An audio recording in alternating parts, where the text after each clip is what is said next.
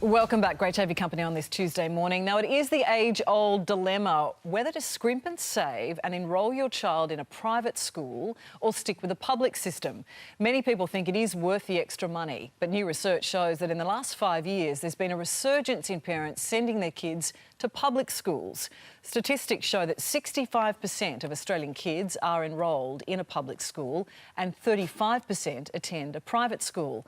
So, should we send our children to the state school down the road, or do you make that financial sacrifice? Do you send them to a private school in the hope of better academic success? For today's agenda, I'm joined by social researcher Mark McCrindle and Jodie Allen from Stay at Home Mum. Good morning to you both. Good morning. Jodie, if I can start with you, you've had the experience where you've had your kids in a private school and you've pulled them out. I have. Why?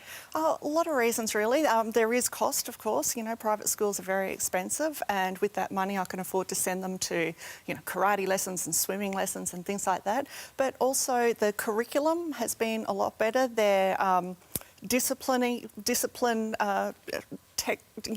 things like that are much more strategic. In the public system? Absolutely, in the public system. And my children have thrived in public as opposed to private. Because that sort of is counter to a lot of people would think, because I know that in the private system, class sizes tend to be a bit smaller than in many of the state schools. In terms of the other differences, what have you noticed between the both that you've had with your own personal experience? Oh, of course, you have the class sizes. I found in the public schools got more fields to run around, which is really great for boys. The teachers are more accountable, which I really like. They, they're up with all the latest and greatest on every topic.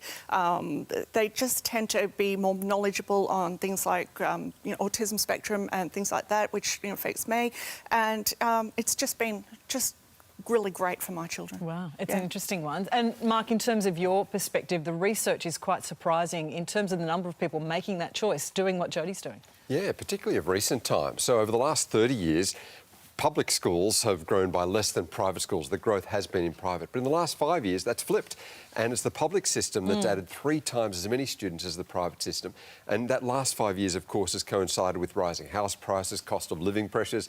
And so a lot of families with their budgets under strain are saying, well, maybe we can save a bit by sending the children up the road at the local public school. And so that, along with population growth, is why we've seen recently the public school enrolments grow faster than private. And we have seen, I mean, there are obviously tiers in the private sector in terms of the expense, that a lot of parents are making the choice to send their children to cheaper private schools. Is that simply because people just don't have the budget? Exactly. And if we look at the private system, it's the Catholic sector and particularly the independent schools, those lower fee schools, where we've seen the growth. So a lot of people think private schools, it's $30,000 a year. There's a lot of $2,000 a year schools, $3,000 a year for independent schools, and that's where the growth has been as parents look for an alternative, but of course don't have that spare amount of money that we traditionally think of as private schools. Every experience is obviously individual, and we've asked our viewers for their feedback.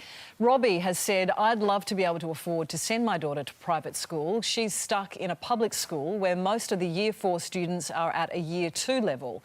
Carmen says, we're changing to public. My children have autism and didn't receive the care they needed. Similar experience to you, Jodie. And Ariane says, not if the public school around the corner is a fantastic one. I wish we didn't have the private-public system. I suppose, Jodie, though, when you see the resources, if you go into a private school, you see the gymnasiums, you see the music resources, you see the tuition available, the swimming pools. You look at all of that and think they are going to have the edge over students from the public school system. Yeah, a fancy swimming pool isn't going to matter by the time they finish school, though. The academic is where it's all at, and as you know, it's proven that the public schools are doing better than the private schools.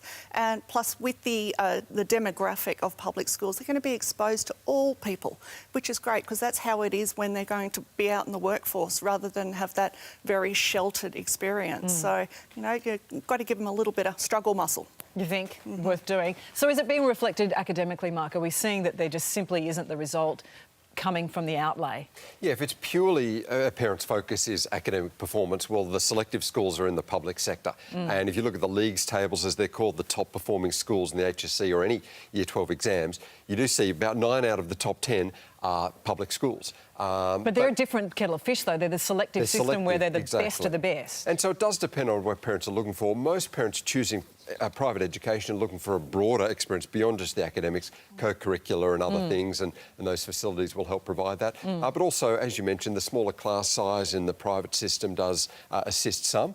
But if it's purely, top of the range academics, those selective schools, which are the public ones, are still the go-to places. And what sort of cost are we talking? What were you outlaying, Jodie, when you had your kids in private? We were one of the sort of lower cost Catholic schools, which is great, sort of about $5,000 a year. So it was, wasn't like the $30,000 a year. It was still relatively affordable, but still what I can do with that $5,000 for my boys now, and how much they're enjoying all those extra things, I think the money was worth it for me. So what would you say to a parent who is grappling with, obviously it's a luxury if you have that choice to begin with. A lot of people do scrimp and save in able to consider that private school system. But if a parent's wondering about what to do, weighing up the pros and cons, what would you say to them? Oh, have a look at the school. Schools are as individual as kids. Wherever they're going to go, which makes your child happy and thrive, then that's the right school for you. And Mark, it is a personal thing too. Obviously, every child is different. So I suppose you've got to tailor the child to the school.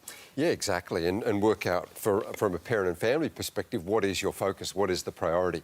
And again, those broader curricular activities for some, that's what they want. The values or character or leadership development or whatever, there's more of a focus of that in the independent sector, the academics, as we said, or that diversity of student experience, the public sector. So it depends on parents' own values and what they're looking for. Yeah, a lot to weigh up.